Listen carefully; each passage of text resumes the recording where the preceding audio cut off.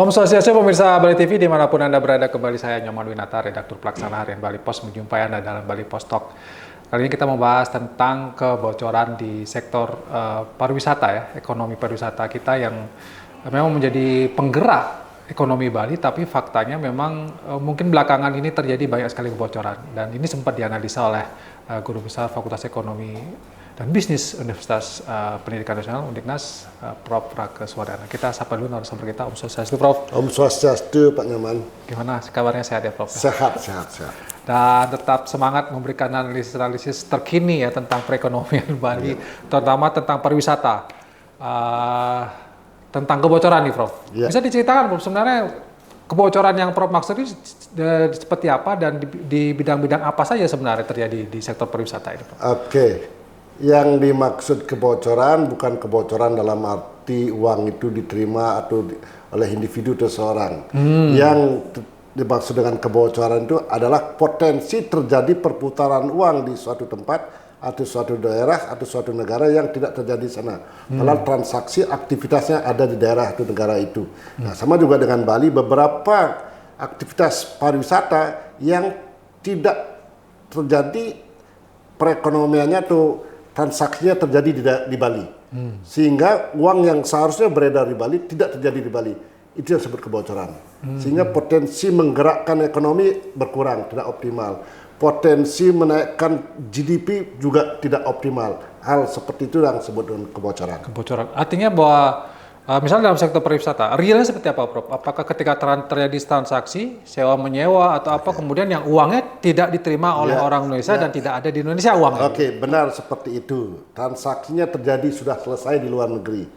Bisa jadi karena travel agentnya di luar negeri, para tamu itu menyelesaikan semua transaksinya di luar negeri sampai dengan membeli tiket pesawat, transport, akomodasi, makan dan lain-lain, kan sudah selesai di negaranya. Dia datang ke sini, dia tinggal jalan saja, sehingga yang uang yang masuk ke Bali sangat kecil, tidak terjadi karena tidak terjadi transaksi ataupun pembayarannya di Bali ataupun di Indonesia.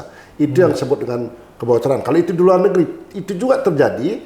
Kalau itu terjadi transaksinya di Jakarta, pakai travel agent di Jakarta atau event organizer di Jakarta yang paling banyak sekarang ini, sudah selesai di pusat. Sementara di Bali yang kecil-kecil saja, sehingga uang beredar di Bali tidak optimal. Oke, dampaknya bagi Bali apa nih, Prof? Dampaknya bagi Bali tentu pertama adalah dari sisi peredaran uang lebih sedikit, karena peredaran uang akan bisa mengakibatkan atau menjadikan multiplier effect berkembang ekonomi itu. Itu tidak terjadi. Berikutnya tentu juga berbelanja, pemenuhan kebutuhan dan lain sebagainya tidak terjadi di Bali, sehingga tidak akan terjadi efek pengganda.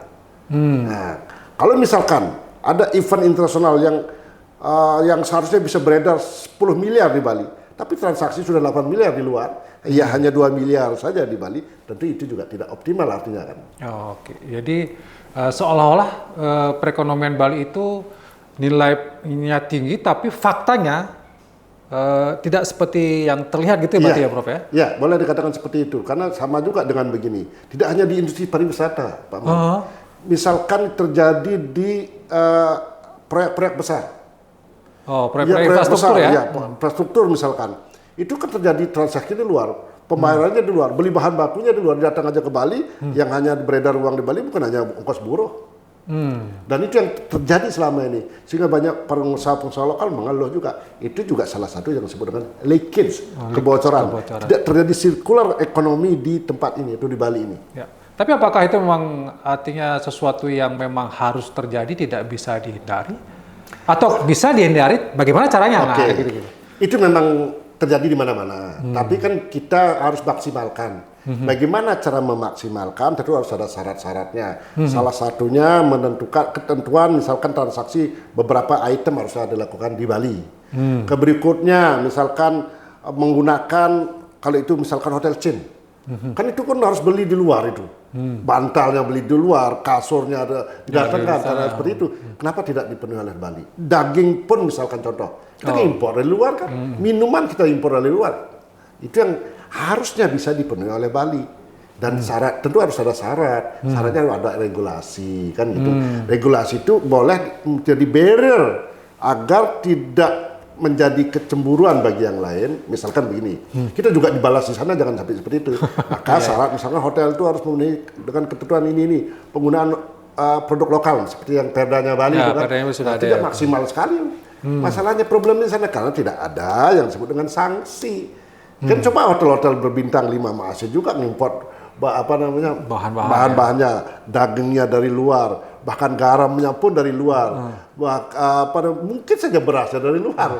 Itu yang terjadi problem di kita di Bali ini, yang itu harus diatasi karena itu tidak terjadi, circular economy-nya tidak terjadi di Bali. Berarti yang diperlukan adalah regulasi, aturan dan penegakan hukum. Iya, sebenarnya aturannya sudah ada ya, tapi bagaimana sanksinya gitu ya? Sudah ada tentang penggunaan produk lokal. Tapi kita coba dicek di hotel-hotel besar itu.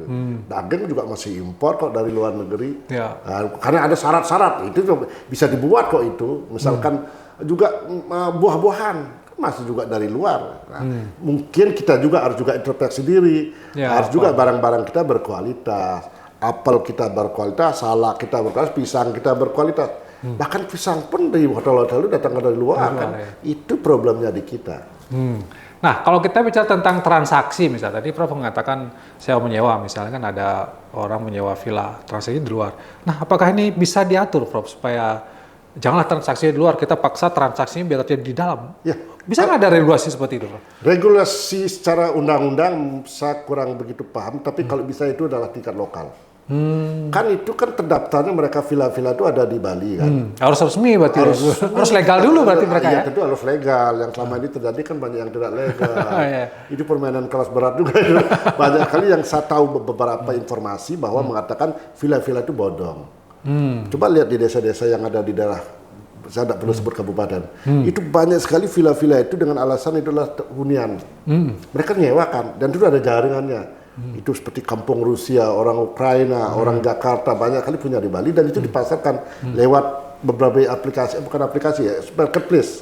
Marketplace itu yang terjadi selama ini dan itu uangnya tidak beredar di Bali. Nah itu yang disebut dengan juga salah satu ya, potensi kebocoran itu. Coba misalkan transaksi yang semuanya terjadi di Bali, tentu perolehan pajaknya juga di Bali. Nah, tentu peredaran uangnya di Bali, masyarakat kita akan menikmati peredaran uang itu. Tenaga kerja kita akan menikmati dengan gaji yang mereka peroleh. Pemerintah pusat akan mendapatkan pajak penghasilan, pajak penjualan sehingga masuk ke kas negara. Lalu tingkat kabupaten kota dapat PHR sehingga menjadi PAD. Kalau provinsinya orang itu akan ekonominya tumbuh sehingga dia bisa beli motor, beli mobil, maka pajak kendaraan bermotornya masuk ke provinsi. Kan itu yang seharusnya terjadi. Selama ini tidak banyak seperti itu. Karena banyak seperti itu tapi tidak maksimal sekali gitu. Ya, karena masih terjadi kebocoran-kebocoran. Ya, kadang-kadang aturannya sudah ada tapi implementasinya ini jadi persoalan. Implementasinya yang perlu penegakan hukum terutama, penegakan hukum. Karena misalkan orang melanggar tidak beli buah misalkan.